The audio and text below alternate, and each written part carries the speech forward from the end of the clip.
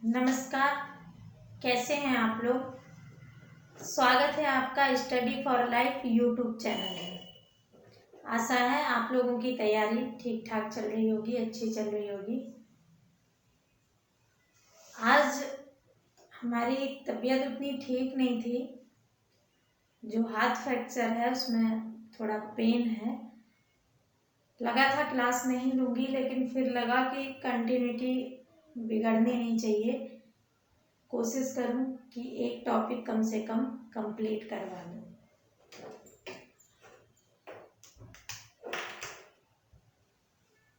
आज हम एक टॉपिक डिस्कस करेंगे, सूरदास का श्रृंगार वर्णन। सूरदास के काव्य में जो श्रृंगार वर्णन है उस पर बात करेंगे हम।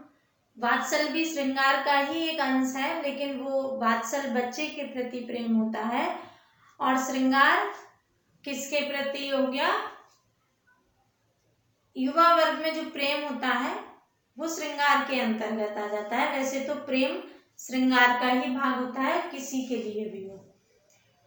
तो हास प्रयास के साथ जो सूरदास ने जो स्वाभाविक सी बातचीत या फिर प्रेम व्यापार दिखाया है, उसी से श्रृंगार बनता है और श्रृंगार बना है। श्रृंगार को हमेशा दो भागों में विभक्त करके देखते हैं, जैसे वात्सल में भी देखा था हमने, संयोग पक्ष और वियोग पक्ष। संयोग पक्ष और वियोग पक्ष में क्या अंतर है, तो कल भी मैंने बताया था कि संयोग में जो प्रेम होता है वो जब हमारा प्रेमी हम जिससे प्रेम करते हैं वो हमारे साथ होता है, और उस समय के जो क्रियाकलाप होते हैं वो संयोग प्रेम के अंतर्गत आते हैं।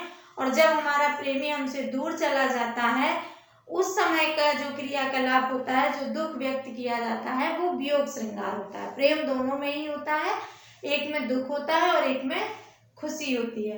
संयोग पक्ष को जो सूरदास के यहाँ तीन आधारों पर देख सकते हैं। एक तो बाल कीड़ा, इसमें आपका वात्सल प्रेम भी आ जाएगा।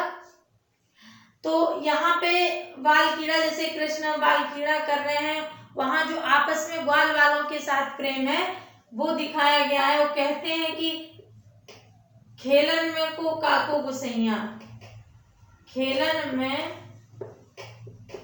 को काको गुसैया।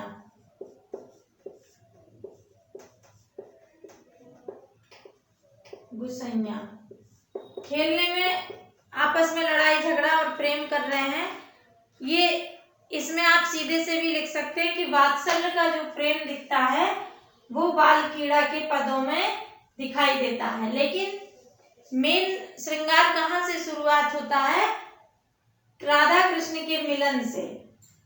राधा कृष्ण का मिलन कहाँ होता है, जब कृष्ण जी मधुवन में ग्वाल वालों के साथ खेल रहे हैं और वहां पे अपनी गाय चरा रहे हैं, वहीं पे राधा दिखाई देती हैं। वो लिखते हैं, सूरदास जी लिखते हैं कि खेलन हरि निकसे ब्रज खोरी। ब्रज की गलियों में कृष्ण जी, हरि माने वही कृष्ण, निकले हैं खेलने के लिए। औचक ही देख तहां राधा, नैनन विशाल भाल दिए रोरी। क्या लिखते हैं, खेलन हरि निकसे ब्रज खोरी, खेलन हरि निकसे ब्रज खोरी।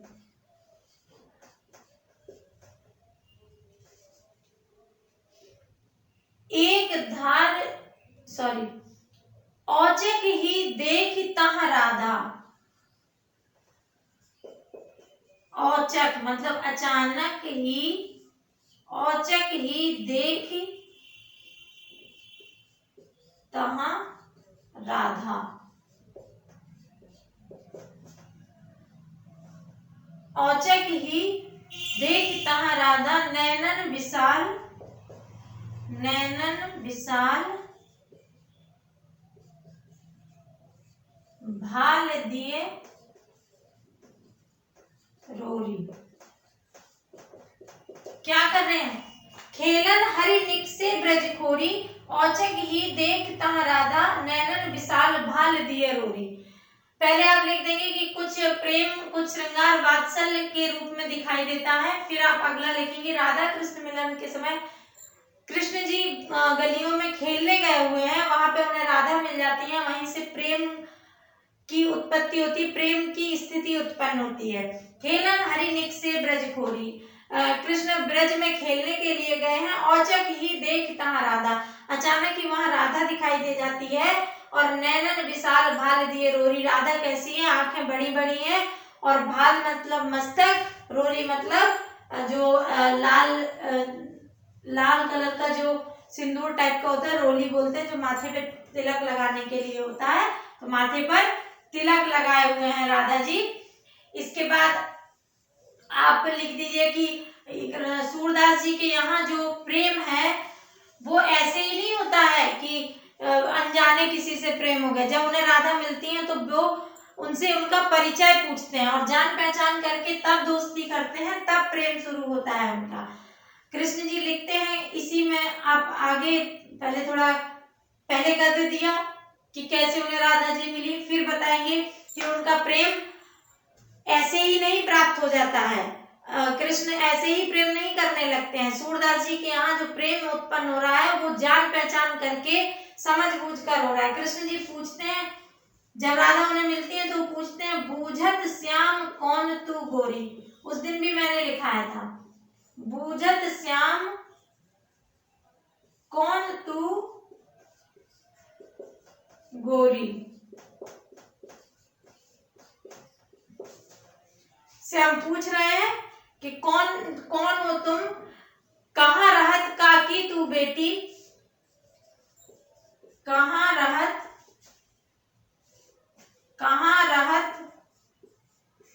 काकी तू बेटी। ऐसे हम ये कोटेशन लिखवा चुके हैं, काकी तू बेटी, देखी नहीं कबहू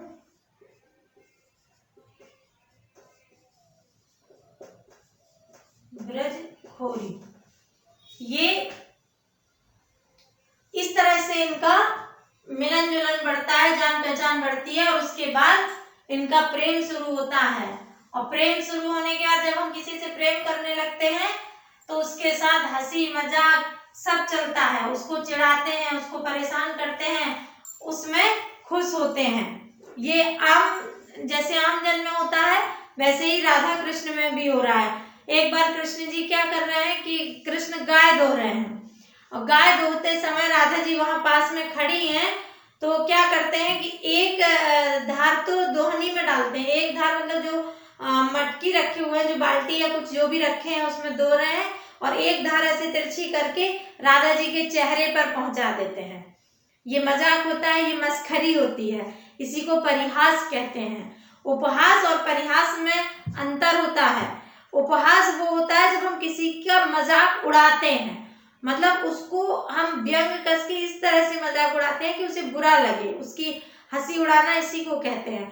और परिहास जो होता है वो मस्खरी करते हैं, वो मजाक होता है जैसे उस मजाक से सामने वाले को बुरा नहीं लगता बल्कि और प्यार आता है, अच्छा लगता है। तो परिहास और उपहास में यही अंतर है। परिहास होता है मजाक करना, और उपहास होता है मजाक उड़ाना किसी का, और मजाक उड़ाना बुरा लगता है लोगों को। राधा से हास परिहास करते हैं, धेनु दुहत अति ही रत गाड़ी, धेनु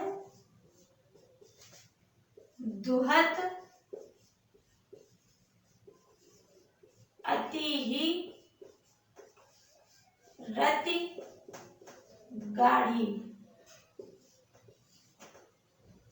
एक धार दोहनी पहुंचावत, एक धार दोहनी पहुंचावत,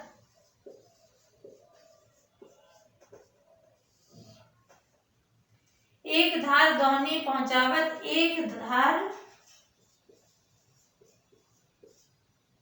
धार जहां प्यारी ठाड़ी।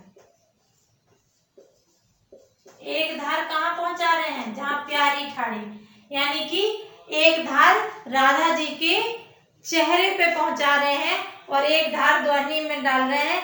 इसी को मस्खरी कहते हैं, मजाक कहते हैं कि थोड़ा सा चिढ़ाना जिससे अंदर अंदर अच्छा भी लगे और भाव भंगिमा ऐसी बने कि जिसमें गुस्सा भी दिख रहा हो। और चूंकि ये ग्वाल बाल हैं, खेती किसान और गौपालक गौचारक संस्कृति के लोग हैं, तो इनका प्रेम इसी तरह से इनका प्रेम होता है।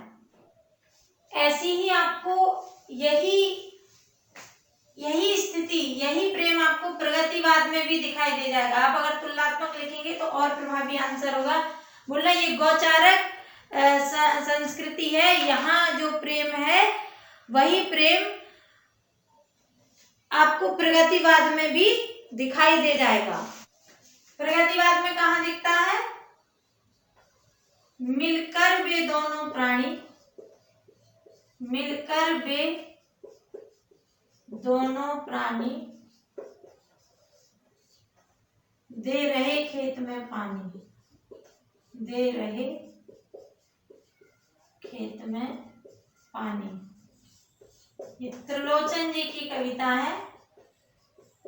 इसको आप तुलना करते हुए लिख सकते हैं कि जो सूरदास जी का काव्य बहुत प्रगतिशील काव्य है और उन्हीं का जो प्रेम, जो गाय दोहते हुए कृष्ण राधा से प्रेम कर रहे हैं, उसी तरह का प्रेम त्रिलोचन की कविता में प्रगतिवाद में दिखाई देता है कि मिलकर वे दोनों प्राणी दे रहे खेत में पानी। कहीं प्राणी में लिखा मिलेगा और कहीं आपको प्राणी भी लिखा मिल सकता है, जो कि प्रगतिवाद की कविता है। ये आपका संयोग श्रृंगार हो गया। अब हम वियोग श्रृंगार देखेंगे। अधिकतर सूर के काव्य में वात्सल्य के बाद संयोग श्रृंगार कम ही है, वियोग श्रृंगार की ज्यादा स्थिति है, क्योंकि जब कृष्ण मथुरा चले जाते हैं तो पूरा भ्रमर गीत काव्य वियोग पक्ष में ही लिखा गया है। तो वियोग पक्ष में हम देखते हैं कि कुछ तो उलाहने देती हैं, उपालंब काव्य बन जाता है। पीछे हमने बाग विदग्धता बताया था, ये भी बाग विदग्धता का जो गुण है वो उन्हें वियोग श्रृंगार से ही मिलता है। वियोग के दुख से उनमें बाग विदग्धता आती है गोपियों में। तो कृष्ण दर्शन की भूख एक पॉइंट है कि कृष्ण दर्शन की उन्हें भूख है। ये कब रहेगा? ये प्रेम में रहेगा। जब आदमी प्रेम में होता है तब ऐसी स्थिति बनती है, कृष्ण दर्शन की भूख। वो कहती हैं कि निशिदिन बरसत नैन हमारे, निशिदिन बरसत नैन हमारे, सदा रहत पावस ऋतु हम पर, जब से श्याम सिधारे। इतना ही याद कर लेना, कोटेशन पूरा है। निस्दिन बरसत नैन हमारे, सदा रहत पावस ऋतु हम पर, जब से श्याम सिधारे। तो कृष्ण दर्शन की भूख है, उन्हें दुख है कि कृष्ण अगर मिल जाते तो हम एक बार दर्शन करके तृप्ति पा लेते। उनके दर्शन की अभिलाषा बड़ी खटकती है मन में। अगला है उद्धव के कारण मिलन की तीव्र अनुभूति। उद्धव के कारण क्या होता है? जब उद्धव उनसे मिलने आते हैं तो उद्धव को देखकर उन्हें कृष्ण से मिलने की और अधिक इच्छा जागृत हो जाती है। जब हम किसी से मिलना चाहते हैं और उसका कोई मित्र कोई हमें मिल जाता है, उसकी बातें सुनाता है, तो मुझे तो और इच्छा होती है कि एक बार और देख लिया जाए। तो वो कहती हैं कि उद्धव पा लागो तुम आए, उद्धव तुम्हारे पैर छूते हैं कि तुम आए। तुम देखो जन मानव देखे, तुम देखो जन माधव देखे, तुम त्रैताप नसाए। उद्धव पा परे तुम आए, उद्धव पा लागो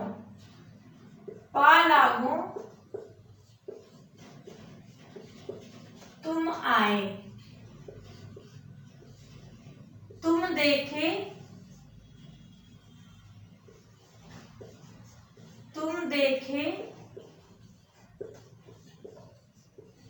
जन माधव देखे,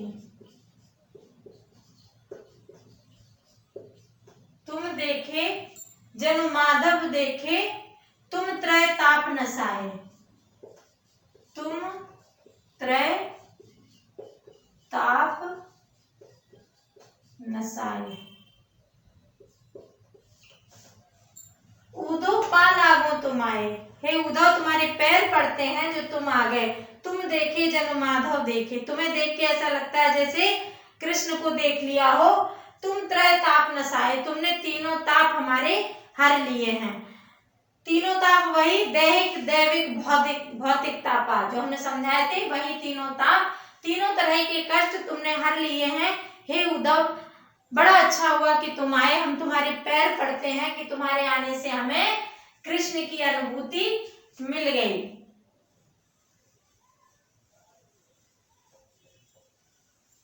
उद्धव का रूखा उपदेश, उद्धव कैसा उपदेश देते हैं? ज्ञान का उपदेश। उद्धव जब रूखा उपदेश देते हैं तो गोपियों को और दुख पहुंचता है कि हमने एक तो प्रेम किया, एक तो हमें छोड़ के चले गए, ऊपर से उद्धव को भेज दिया हमें ज्ञान बताने के लिए। हमारा प्रेम भी हमसे छीन लेना चाहते हो, एक तो खुद तो चले गए और प्रेम भी चाहते हो कि छीन लिया जाए मुझसे और मुझे ज्ञान बताने के लिए भेज दिया। वो कहती हैं कि अखियां हर दर्शन की भूखी,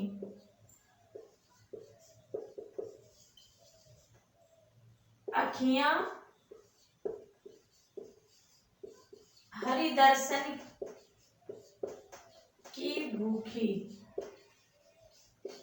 अखियां हरि दर्शन की भूखी, कैसे रहे रूप रस राची, कैसे रहे रूप रस राची, कैसे रहे रूप रस राची, ये बतियां सुन रूखी, ये बतियां सुन रूखी। ये रूखी बातें सुनकर हम कब तक धैर्य धरें, कब तक आशा करें, जबकि कृष्ण एक तो हमें छोड़ के चले गए, ऊपर से ये रूखी बातें करने के लिए उद्धव जी को भेज दिया ज्ञान बताने के लिए। हमें ज्ञान की नहीं, प्रेम की और कृष्ण से मिलने की आशा है। आप अगर इसको ढंग से पढ़ लें भ्रमर गीत तो आपको हर पद में आंसू आने की स्थिति हो जाएगी, इतना भावुक लगता है कि सूरदास जी ने जिया हो, वो स्वयं गोपी हो, उस तरह से लिखा है। वियोग की तीव्रता और वियोग बढ़ने लगता है, इतना अधिक वियोग है कि बता दो रहे, सूरदास जी ने ऐसा लिखा है कि आप पढ़िएगा तो आपको लगेगा कि हम खुद ही जी रहे हैं, हम खुद ही गोकुल में रहे होंगे, इतनी वियोग की तीव्रता दिखाई है। और इसमें हमने उस दिन भी बताई थी कि निरखत अंक श्याम सुंदर के बार बार लावत छाती, जो पत्र लाए हैं उद्धव जी, उस पत्र को मैं श्याम सुंदर के अंग प्रत्यंग देख रही है, उनकी छवि देखकर बार बार अपने हृदय से लगा रही हैं। लोचन जल मसी कागज मिलकर, या कागज मसी मिलकर, लोचन जल कागज मसी मिलकर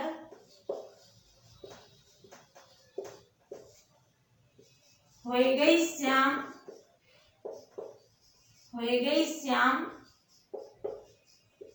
श्याम की पाती, हो गई श्याम की पाती।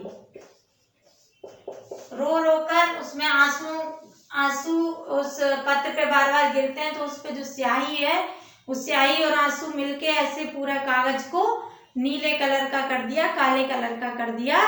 तो ये इसका अर्थ मैं पहले भी बता चुकी थी आपको कि कितना दुख है कि उस पत्र में वो कृष्ण की छवि देख रही हैं और रो रो के, पढ़ी तो है नहीं, उन्हें पढ़ नहीं पाया, बस कृष्ण की छवि देख देख कर और रो रही हैं, और वो आंसू गिर गिर कर पूरा जो पत्र है वो श्याम रंग का, सांवले रंग का हो गया और उसमें कुछ भी लिखा नहीं रह गया। कृष्ण के जाने का, कृष्ण स्वयं को दोषी समझना, कृष्ण के जाने का दोष वो स्वयं को देती है। उन्हें लगता है कि हम ही ने कृष्ण को परेशान किया, इसी वजह से कृष्ण हमें छोड़कर मथुरा चले गए। हमेशा प्रेम करने वाले को यही लगता है, पहले तो वो लाना देता है लेकिन बाद में उसे कहीं ना कहीं दुख में यही लगता है कि हमसे ही कुछ हुआ होगा तभी उन्होंने मुझे छोड़ दिया। ऐसा मुझसे क्या हो गया जो हमारा जो प्रेमी है, हम जिससे प्रेम करते हैं, वो हमको छोड़ के चला गया। तो कृष्ण के जाने का दोष वो स्वयं को देती हैं। वो लिखते हैं, मेरे मन में इतनी भूल रही, मेरे मन में इतनी सूल रही, मेरे मन में इतनी सूल रही, मतलब यह मेरे मन में खटकता है। ये निशान का मतलब है बीच की कुछ लाइनें छूटी हैं, लास्ट लाइन में लिख दे रही हूं। एक दिवस मोरे ग्रह आए, मैं हूं मथती दही। एक दिवस मेरे घर आए,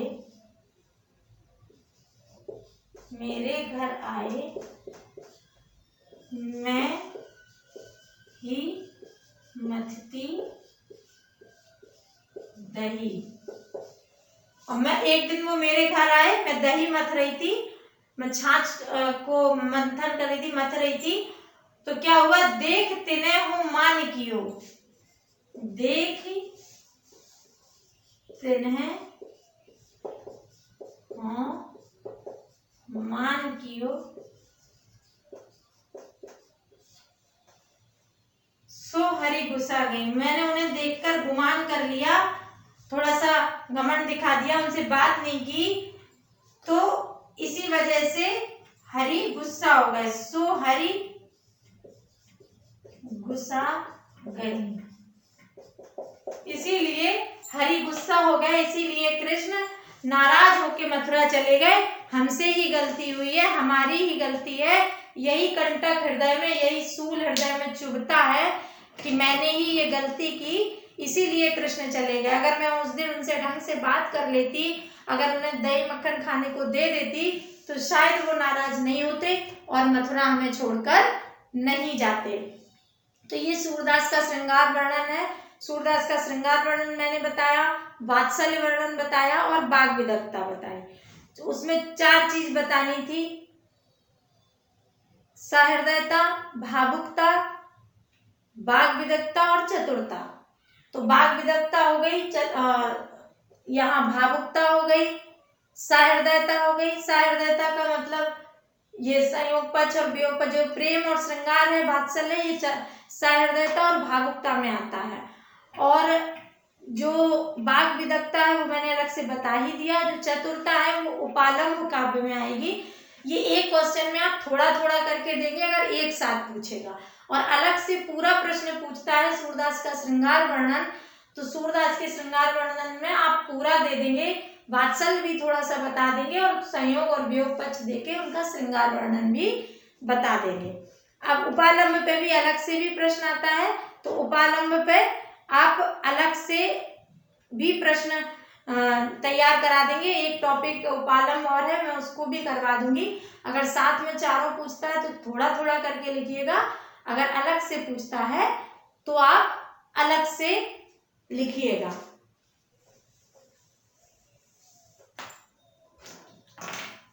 प्रश्न है,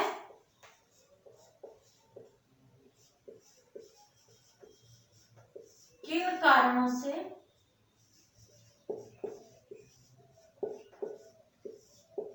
कारणों से सूर को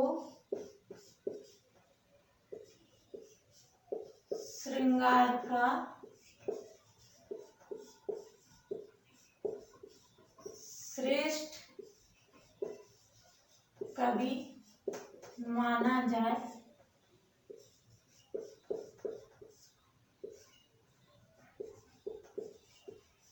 अपना मत दीजिए। श्रृंगार पे ध्यान रखना, श्रृंगार ऐसे ही लिखना। श्रृंगार में बहुत से लोग ऐसे लिख देते हैं, ये जो श्रृंगार है ये गलत हो जाता है।